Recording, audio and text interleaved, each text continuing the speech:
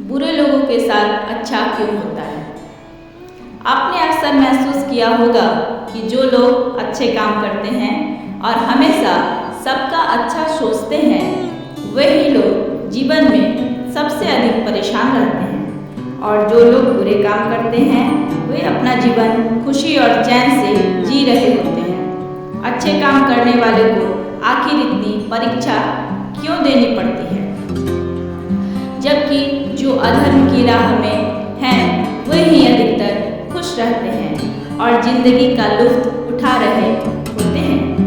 अगर आपके मन में भी यह सवाल कभी आया हो, तो आज हम आपको इसका जवाब देंगे। यह जवाब वो है जो भागवत गीता में लिखा है और श्री कृष्ण ने अर्जुन को दिया था।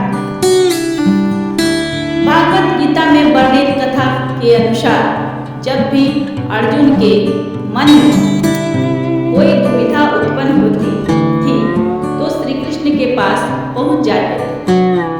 एक बार की बात है, अर्जुन श्री कृष्ण के पास जाकर कहते हैं कि वह किसी बात को लेकर परेशान है और इसका जवाब वह श्री कृष्ण से चाहते हैं। श्री कृष्ण ने पूछा, सवाल क्या है? अर्जुन ने कहा, मुझे यह जानना है कि अच्छे लोगों के साथ हमेशा बुरा ही क्यों होता है, वही बुरे लोग खुशहाल होते हैं। अर्जुन के मुंह से ऐसी बात सुनकर श्री कृष्ण मुस्कुराए और कहा, मनुष्य जैसा सोचता है और महसूस करता है, ऐसा कुछ नहीं होता, बल्कि अज्ञानता की वजह से वह सच्चाई नहीं समझ पाता है। अर्जुन उनकी यह बात समझ नहीं पाए।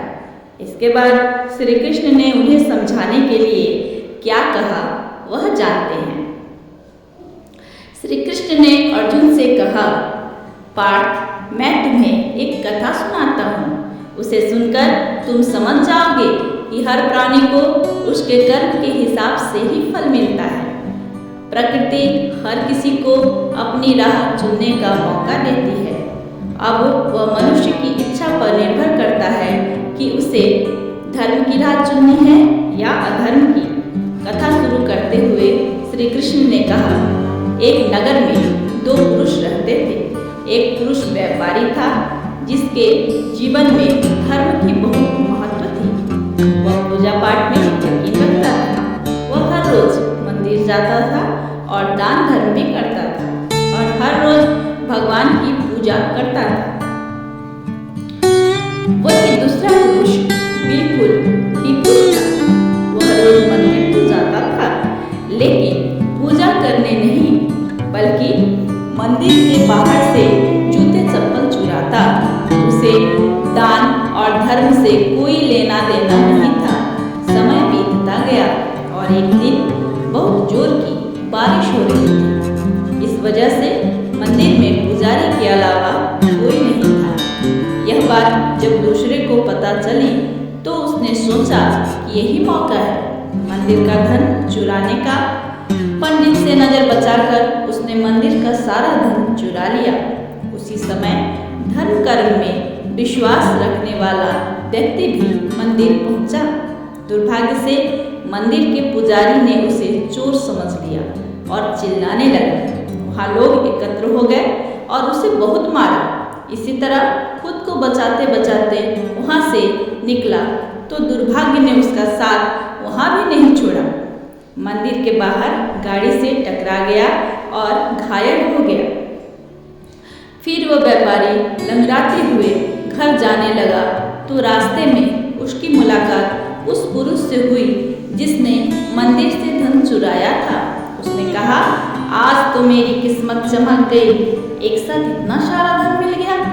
यह सब देखकर उसे बहुत बुरा लगा और उसने अपने घर से भगवान की सारी तस्वीरें निकाल दी। कुछ सालों बाद दोनों पुरुष की मृत्यु हो गई।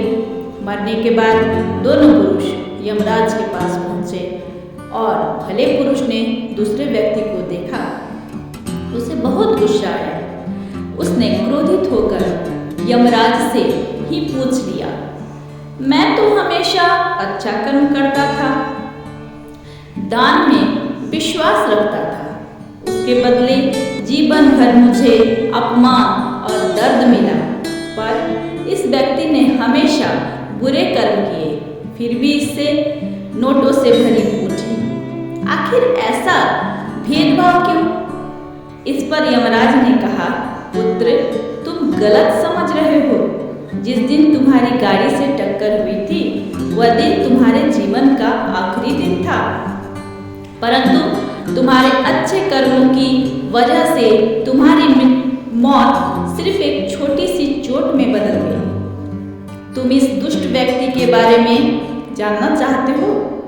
दरअसल इसके भाग्य में राजयोग था, मगर इसके कुकर्मों और अधर्म की वजह से वह सिर्फ एक छोटी सी धन की पोटली में बदल गया।